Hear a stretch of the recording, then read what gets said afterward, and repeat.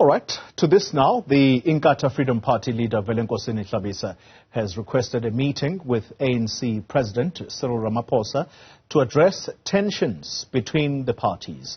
This follows the microphone-grabbing incident involving KZN ANC chairperson Siboniso Duma and the AmaZulu traditional Prime Minister Thulasizwe Buthelezi, who doubles up as member of the IFP. Now, you'll recall this happened at an event in Gwaqeza earlier this month. Hlabisa joining us now for more on his party's preparations for the upcoming elections in May. Mr. Hlabisa, good evening to you and thank you very much for your time. Can I begin with one pressing matter before we get into what we have invited you for here? The Speaker of the National Assembly, Newzroom Afrika, is engaged in efforts to interdict what has been said to be her imminent arrest. As a Member of Parliament, what do you believe is the right thing to do for Speaker Newzroom Afrika under the current circumstances? Good evening, Toli and the viewers of Newzroom Africa.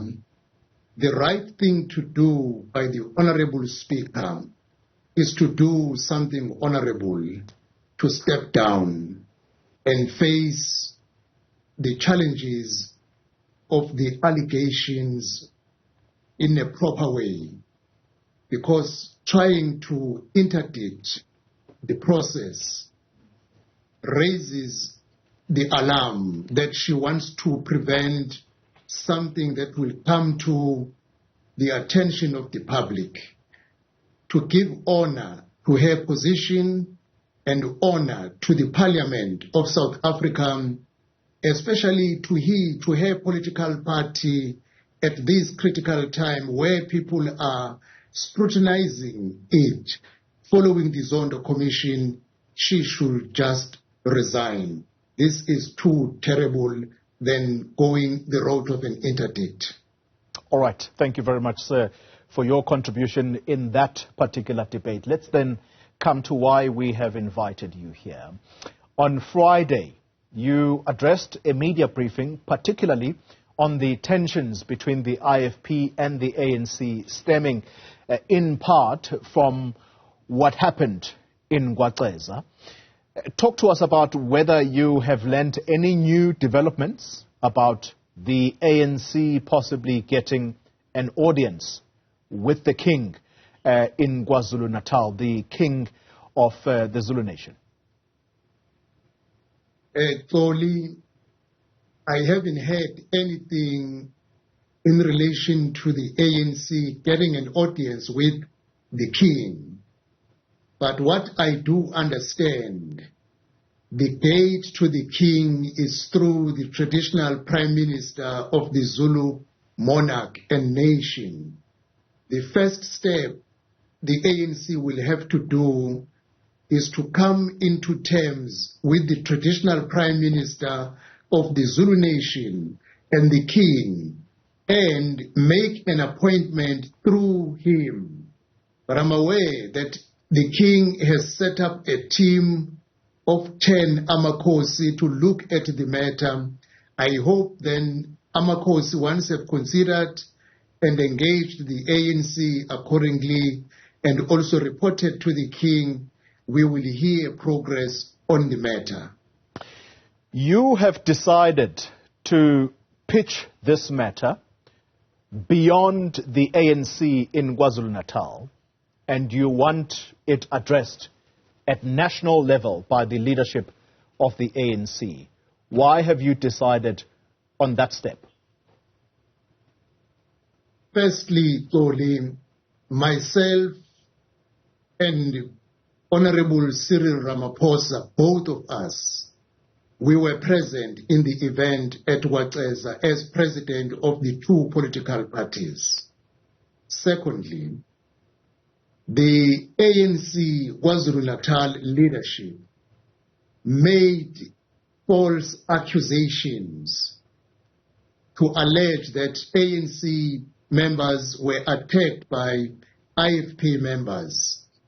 I engaged the secretary of the ANC at a provincial level that can you give just one little evidence that points to IFP members being involved, either showing them that they were wearing the T-shirts of the IFP or any regalia of the IFP or the unknown leaders of the IFP. All they said, it was Amabuto from a certain hostel in Devon. Amabuto are not IFP members. Now, knowing the kind of the leadership in KwaZulu-Natal, and when they requested me to intervene as the president of the IFP, I felt a most sustainable manner to deal with the issue of violence which might affect our country as a whole as we go to elections is to involve the national leadership of the ANC. Just for your information, Jolie, the IFP members were intimidated at Mpumalanga province yesterday when they were campaigning. So now this thing might be moving from one province to the other. We better collectively at a national level set up a team that will look at any kind of violence or anything that might pose a threat to the society and the upcoming elections. That is why we felt, let us have it jointly, but we'll be working together with the provincial leadership of KwaZulu-Natal, which of course will have to extend now to Mpumalanga province because of what happened yesterday. Mr. Hlabisa, it's not the first time that the IFP is seeking an audience with the ANC national leadership. You'll recall the matter of the book of Mzala Nxumalo, and I think it had to do at that time with the ANC wanting to rename one of the regions after Mzala Nxumalo, and you decided that the ANC in the province was not the right structure to talk to. In this instance, you are now doing exactly the same. Are you saying something without expressly saying it in its simple language, and that is that perhaps there is a problem of maturity, perhaps, with the leadership of the ANC in the province? Is that what you are suggesting? Koli, I really wouldn't want to sound judgmental of the leadership of the ANC in KwaZulu-Natal, but here is a practical example. The leadership of the ANC KwaZulu-Natal says they do not recognize the traditional prime minister of the Zulu monarch and nation.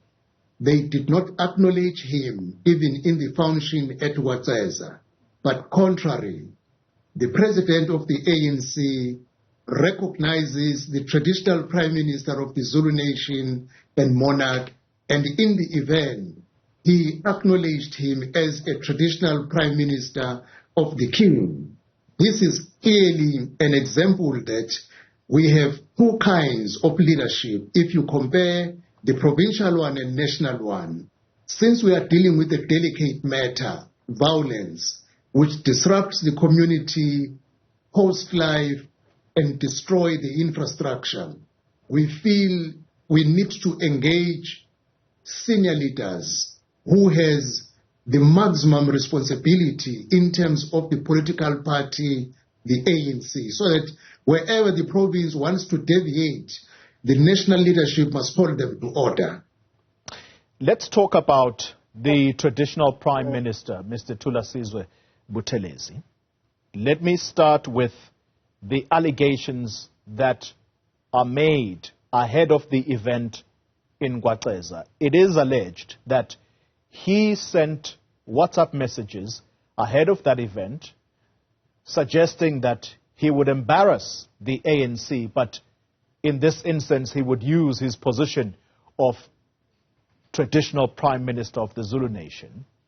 And it is upon learning of that plan that the chairperson of the ANC in KwaZulu-Natal, Siboniso Duma, decided that immediately he started mentioning the names of provincial leaders of the ANC, he then was going to grab the mic from the traditional prime minister. What do you know of those allegations? And have you asked Mr. Buthelezi about them? Only, unfortunately, you got lost and then you came back towards the end. I don't want to assume what you said when you were lost in terms of the allegation. If you can just repeat that one. So the allegation is that Mr. Buthelezi sent WhatsApp messages ahead of the event in Gwaqeza, and these messages were to the effect that he was going to embarrass the ANC, but in this instance, using his position of traditional prime minister.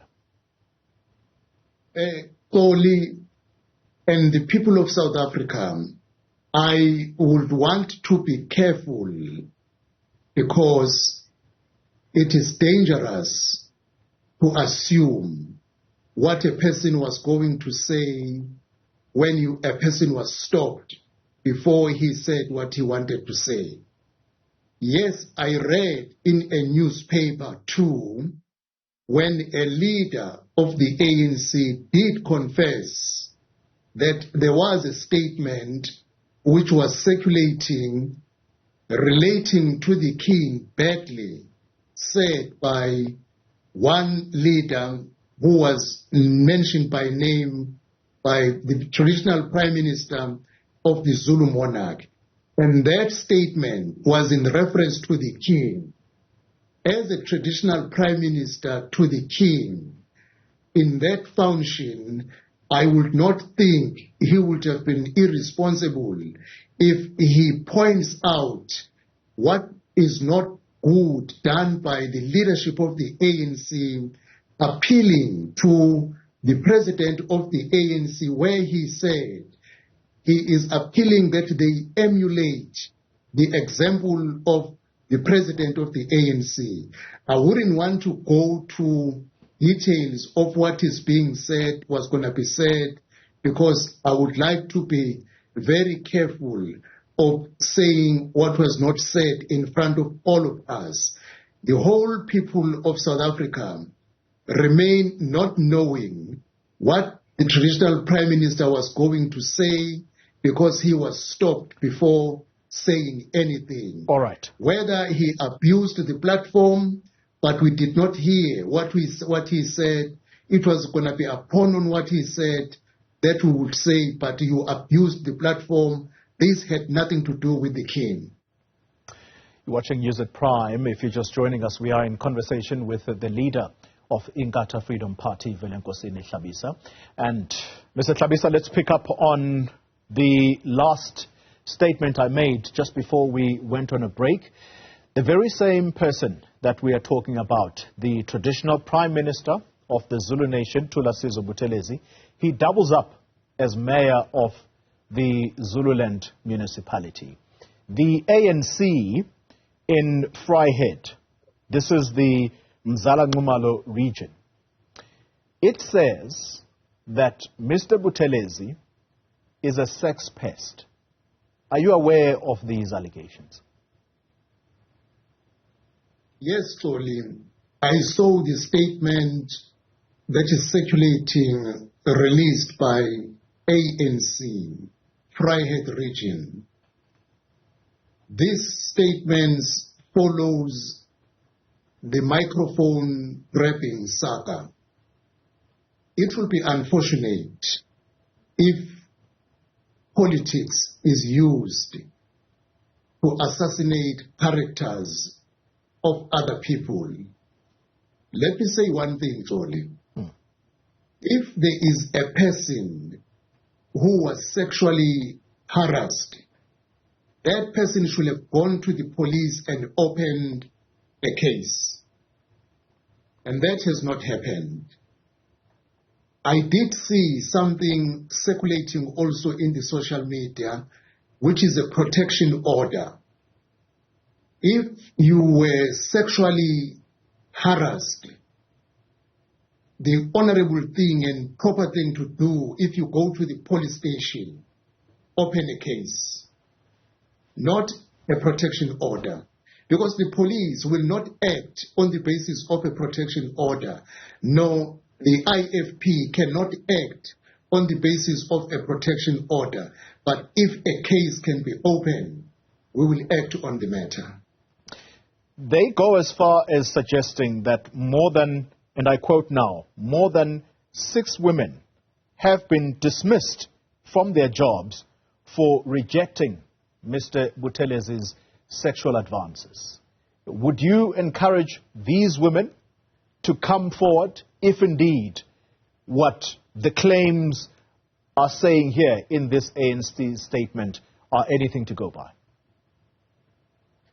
Only these women are adults and educated enough to know their rights. I want to encourage them, any one of them who has an issue of sexual abuse or sexual harassment must go and open a case in the police station so that the police can deal with the matter, and also the IFP will be in a position to deal with the matter. If you have a string of people who talk through the social media, but not going to the relevant and accountable departments to deal with their complaint, we will be finding ourselves playing in the hands of the social media. And lastly, we are told by the statement by ANC immediately after the microphone saga that here is a list. That is why I said it will be unfortunate to use the sensitive matter, sexual abuse or sexual harassment, for character assassination, which is driven by politics. We want to urge all political organizations to refrain from such acts, rather encourage people they know to do what is right, to go and open the case in the South African police services. Mr. Hlabisa, as we taper down our interview, we have discussed a myriad of things that are raising temperatures right now in the province of KwaZulu-Natal. But central to the IFP's mission is to reclaim that province away from the ANC. You lost it to that party, I think it was back in 2004. How do you plan to do that? What do you think are key things that you think, as the IFP, are going to work in your favor to take back KwaZulu-Natal from the ANC? Let me start only by saying the IFP have 3 targets. 1, reclaim KwaZulu-Natal. 2, cut down the ANC in Gauteng so that the IFP becomes part at an executive level of government in Gauteng. And thirdly, to push the ANC below 50% nationally so that the IFP becomes part of a new government after 29 May 2024. But if you talk about KwaZulu-Natal, people of KwaZulu-Natal and people of South Africa have trust on the IFP because the IFP is accountable, transparent, and we are not afraid to take or introduce consequence management. In KwaZulu-Natal, from 2021 to date, the score is 15-1. The IFP has won or has taken away 15 wards from the ANC, and the ANC has only took 1 ward from the IFP. The latest, after the launch of our manifesto, we won 3 wards in Newcastle, all belonging from the ANC. Almost whenever there is a by-election in KwaZulu-Natal, people vote the IFP because the IFP has a working plan in terms of how to deal with crime, unemployment, load shedding, corruption, improving health, education, ensuring that South Africa belongs to the South Africans and the service delivery is given to the people of South Africa as compared to foreign nationals who are in South Africa, which does not translate to being xenophobic, but putting South Africans first in every matter of service delivery from the government. You are part, as the IFP, you are part of the Multiparty Charter as led by the Democratic Alliance, or at least this idea was born out of the DA.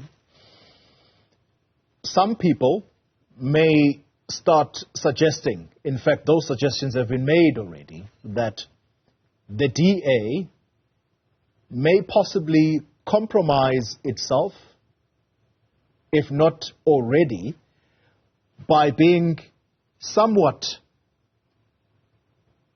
wishy-washy when it comes to the matter of Israel and what that country is engaged in Gaza against the Palestinians. Do you have reservations about the DA's stand when it comes to the matter of Israel versus Hamas in Gaza? Only members of the Multiparty Charter, thanks that you said it correctly. The Multiparty Charter is not led by the DA.